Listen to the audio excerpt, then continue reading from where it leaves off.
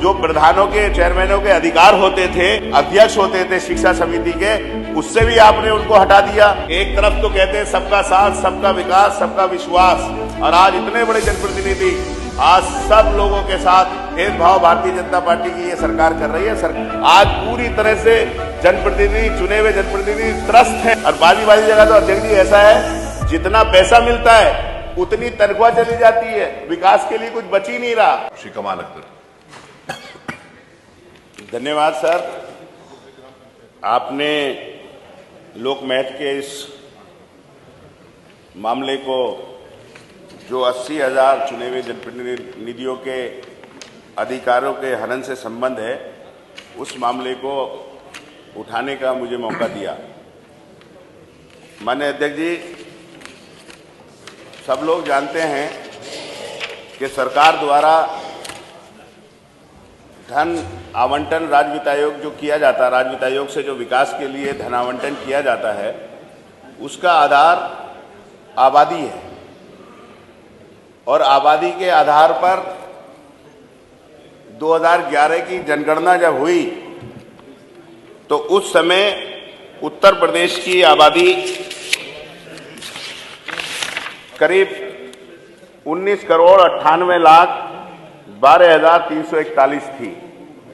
उसी आधार पर सभी संस्थाएं, ग्राम प्रधानों के, ग्राम सभाओं के लिए, ब्लॉक के लिए, जिला पंचायत के लिए, नगर निगम, नगर पालिका, नगर पंचायतों के लिए पंचम वित्त, पांचवें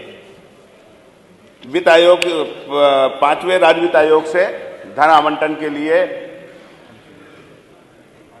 सबको धन दिया जा रहा है। आज 13 साल बाद, जबकि आबादी बढ़कर 30% से ज्यादा हो गई है, तो इतना जरूर हुआ है कि 2020-21 इसके अंदर जो राज्य वित्त आयोग का मिलने वाला पैसा था, वो निकायों या और संस्थाओं से कम तो कर दिया गया, लेकिन जब आबादी लगभग आज 23,15,02,578 है, सर्वे के एतबार से जो गवर्नमेंट ने किसी भी वजह से सर्वे कराए हैं, इस आबादी के सापेक्ष आज तक राज्य वित्त आयोग का पैसा जो है इन संस्थाओं के लिए नहीं बढ़ाया गया। और यहां तक है सर कि लगातार सरकार ने पैसा घटाया है, और पैसे घटाने के साथ साथ राज्य वित्त आयोग के अंदर जो पैसा मिलता है उसके अंदर विकास का काम होता है और जो तनख्वाहें हैं उसको देना होता है। लेकिन लगातार ये त्रिस्तरीय पंचायत या जो चुनाव कराए जाते हैं, फिर चुनाव कराने का कोई मतलब नहीं है। ये ऑटोनोमस बॉडी है, इसलिए प्रधानों को, चेयरमैनों को अधिकार दिए गए थे कि वो अपने अधिकार से काम करा सकें। लेकिन आज हो क्या रहा है? आज ये हो रहा है कि अगर राज्य वित्त आयोग का पैसा है, उसी पैसे से सरकार ने अभी पंचायत सहायक लगाना चाहिए, अच्छी बात है, लेकिन अगर पंचायत सहायक लगाए तो हर ग्राम सभा की राज्य वित्त आयोग से 7,000 रुपए उनका वेतन दिया जा रहा है। सरकार को बजट के अंदर प्रावधान करना चाहिए था।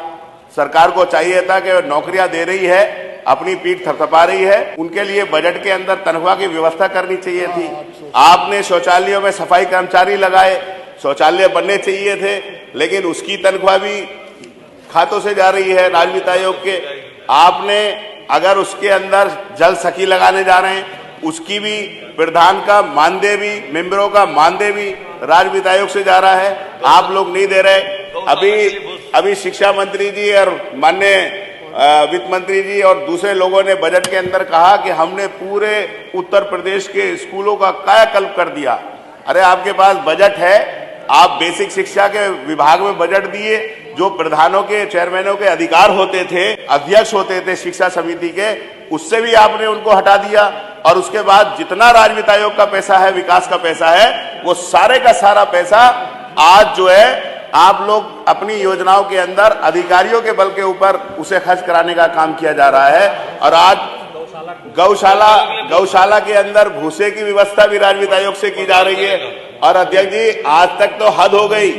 इस आजादी के बाद से कभी ऐसा कहीं नहीं हुआ कि अधिकारी जाकर राज्य वित्त आयोग से भारतीय जनता पार्टी की सरकार की चलने वाली योजनाओं का प्रचार प्रसार टेंट लगाकर सोफे लगाकर उस पैसे से पूरी योजनाओं का अधिकार भारतीय जनता पार्टी के पदाधिकारी और जो अधिकारी हैं वो बैठकर आज पूरे हर गांव के अंदर कर रहे हैं। तो ये सीधा सीधा मेरा अध्यक्ष जी आपसे अनुरोध है माननीय मंत्री जी से कि ये इतना महत्वपूर्ण विषय है।